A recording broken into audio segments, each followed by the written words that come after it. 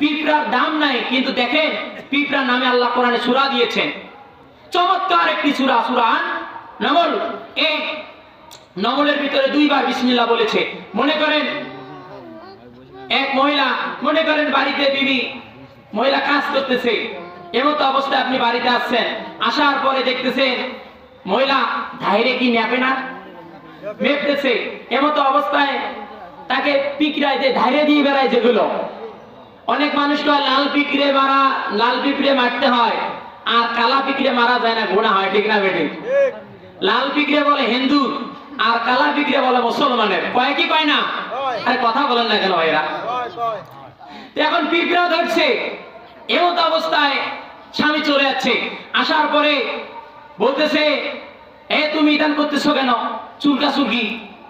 বলতেছে আমি বলছি অন্তপক্ষে 1000 ইটানি 500 কে ইটানি ধারেটা গাতো, এই তোমরা ধারে না গাতার কারণে আজকে ও পিঁপড়ে ধরছে। কোদাল করে রে, এবার কোদাল আনছে, কোদাল আনার পরে ধারে খুঁড়ার পরে ধারে খুঁজছে, খোঁড়ার পরে অনেকগুলো পিঁপড়া একত্রিত করছে পিঁপড়ার ভাষা ভিতরে, করার পরে বস্তা করে বস্তান, এবার বস্তা ধরাইছে, ধরার পরে এই পিঁপড়া ধরি বাজার গেছে নাগরাপুরে। কোন বাজার? আমার কথা কি বোঝেন আমার ভাইয়েরা? এই পিঁপড়া ধরে নাগরাপুরের বাজার গেছে। এই নাগরাপুরের বাজার যাওয়ার পরে যায়া বলতেছে কে পিঁপড়া নিবে? 2 কেজি 10 টাকা, 2 কেজি 10 টাকা, 2 কেজি 10 টাকা। আচ্ছা বলেন, যে লোক যা বলতেছে 2 কেজি পিঁপড়া 10 টাকা 10 টাকা 10 টাকা, এই লোকটাকে কি বলবে? কথা কন না কেন ভাইয়েরা? আচ্ছা বলেন, কোন মানুষ 2 কেজি পিঁপড়া 10 টাকা দিয়ে নিবে? কেউ কিনবে? বরঞ্চ মানুষ বলবে আপনার মাথার স্ক্রু ঢিলা হয়েছে। কথা বলেন ঠিক না বেঠিক?